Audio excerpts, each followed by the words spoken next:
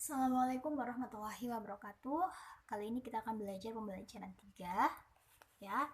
Langsung saja perhatikan gambar ini. Ini adalah seorang tokoh. Siapakah? Patih Gajah Mada. Ya, beliau adalah seorang patih kerajaan Majapahit. Nah, Patih Gajah Mada merupakan seorang tokoh besar yang mempunyai cita-cita yang sangat besar, yaitu mempersatukan pulau-pulau dan kerajaan-kerajaan yang ada saat itu menjadi satu, yaitu Nusantara. Nah, bisa dibilang cita-cita Gajah Mada ini terlalu tinggi, namun Patih Gajah Mada selalu melakukan usaha-usahanya untuk meraih cita-cita tersebut. Gajah Mada diperkirakan lahir pada awal abad ke-14 di lembah Sungai Berantas di antara Gunung Kawi dan Gunung Arjuna. Ia berasal dari kalangan rakyat biasa, bukan dari kalangan keluarga kaya ataupun bangsawan. Sejak kecil dia memiliki bakat kepemimpinan yang sangat kuat melebihi orang-orang sebaya di masanya. Konon dia terus menempa dirinya agar dapat masuk ke lingkungan pasukan kerajaan.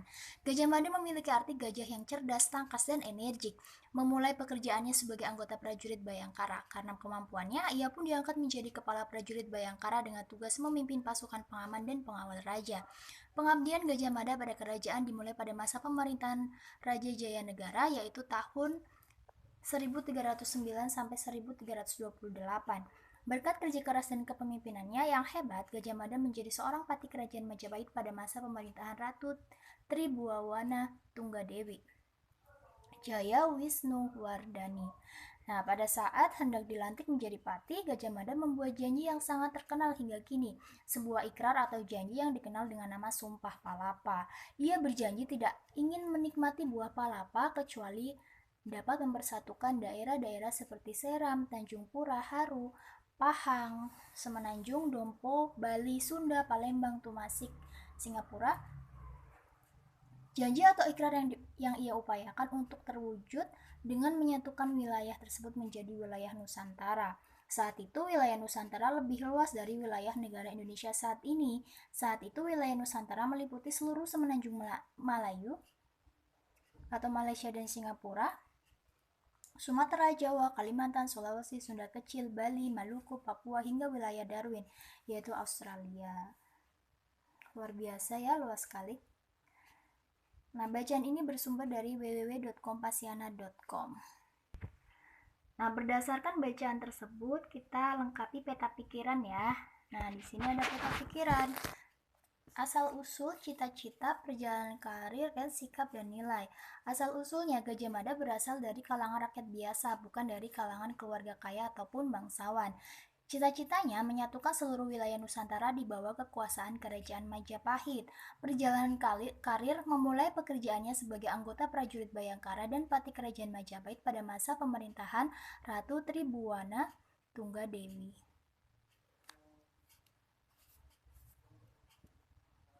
Sikap dan nilai, sikapnya kerja keras terus menempa diri, nilainya teguh pada pendirian dan sungguh-sungguh. Nah, ini sikap dari Majapahit perlu dicontoh ya untuk mencapai suatu cita-cita. Nah, kayak kita lihat di sini ada puisi yang berjudul Mahapati Gajah Mada ciptaan D. Karitas. Nanti dibaca sendiri ya. Kita bisa membuat suatu puisi itu dari suatu teks atau cerita. Contoh, di sini akan membuat puisi tentang Jenderal Sudirman. Nah, perhatikan tokoh di sini. Gambar ini merupakan tokoh pahlawan Indonesia, Jenderal Sudirman. Jasa-jasanya dikenang dalam memperjuangkan kemerdekaan Indonesia. Kemampuan dalam memimpin dan berorganisasi serta ketaatan dalam beragama menjadikannya dihormati oleh masyarakat. Saat berusia 31 tahun, beliau sudah menjadi seorang jenderal. Meskipun menderita sakit paru-paru, Jenderal Sudirman tetap bergerilya melawan pasukan Belanda atau melawan penjajah Belanda. Di tengah kondisi kesehatan yang makin mengkhawatirkan, banyak pihak menyarankan beliau berhenti bergerilya, namun semangat juangnya tidak dapat dipatahkan. Beliau tetap gigih berjuang. Nah, berdasarkan cerita singkat ini bisa dibuat menjadi puisi seperti ini. Jadi kita bisa membuat puisi itu dari suatu teks. Nah, kalau puisi Mahapati Gajah Mada ini dibuat puisi seperti ini setelah membaca teks yang tadi ya tentang Gajah Mada. Saya suka sekali dengan kisah Pati Gajah Mada. Usaha beliau dalam meraih cita-citanya sangat membanggakan. Betapa bahagianya apabila beliau dapat melihat Nusantara telah bersatu di bawah NKRI dengan semboyan Bhinneka Tunggal Ika. Wah, saya sudah bisa membuat puisi, ternyata tidak sulit ya. Nah, ini suatu gambar ya tentang Bhinneka Tunggal Ika. Usaha Pati Gajah Mada untuk mempersatukan Nusantara telah terwujud meskipun wilayahnya tidak seluas yang ia cita-citakan. Usaha mempersatukan wilayah dan masyarakat di dalamnya tentu bukan hal yang mudah, oleh karenanya bangsa Indonesia harus memelihara persatuan dan kesatuan dengan sungguh-sungguh.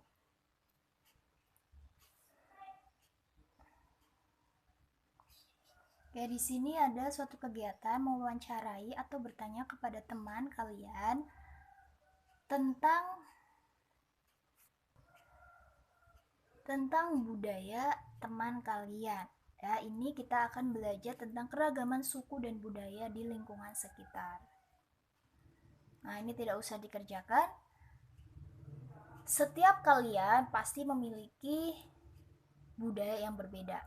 Apalagi berasal dari suku yang berbeda, pasti budayanya berbeda. Nah, keragaman suku bangsa dan budaya yang ada itu semakin memperkuat persatuan dan kesatuan bangsa. Indonesia itu merupakan negara kepulauan yang dengan keragaman budaya, ras, suku, agama, bahasa daerah, dan lainnya. Meskipun memiliki keragaman budaya, Indonesia tetap satu sesuai semboyan yaitu Bhinneka Tunggal Ika. Keberagaman di Indonesia adalah kekayaan dan keindahan bangsa Indonesia. Keberagaman menjadi satu kesatuan untuk mewujudkan persatuan dan kesatuan nasional.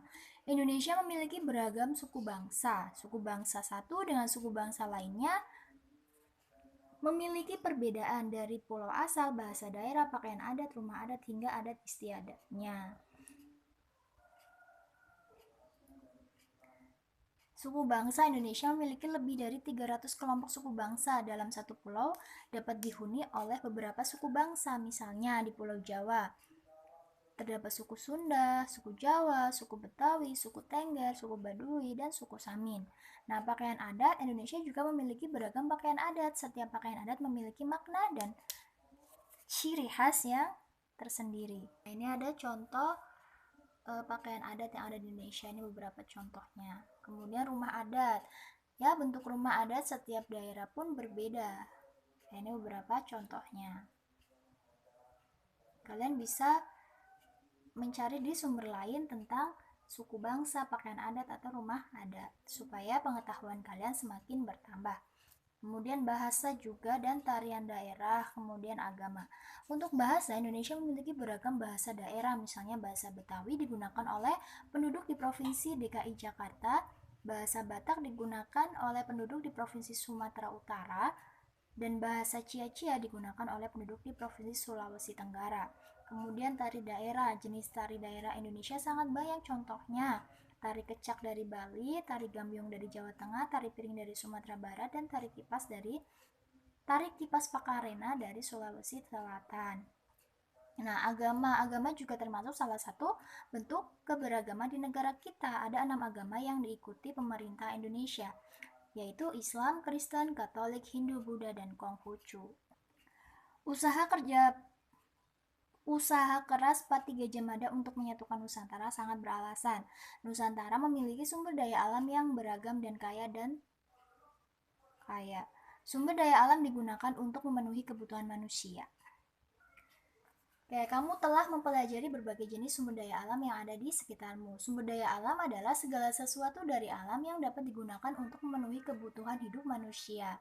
Air, matahari, tanah, dan segala yang ada di dalamnya merupakan sumber daya alam yang harus dipelihara dan dilestarikan. Sumber daya berupa air, tanah, matahari, tumbuhan, dan hewan merupakan sumber daya alam yang dapat diperbarui. Beberapa sumber daya alam tersebut dapat berupa berbagai bentang alam seperti sungai, danau, laut, tanah persawahan, dan tanah hutan. Pada setiap bentang alam tersebut terkandung sumber daya alam berupa air, tanah, udara bersih, tumbuhan, dan hewan. Perhatikan di lingkungan sekitarmu ya. kita akan mencatat sumber daya alam di sekitar tempat tinggal kita.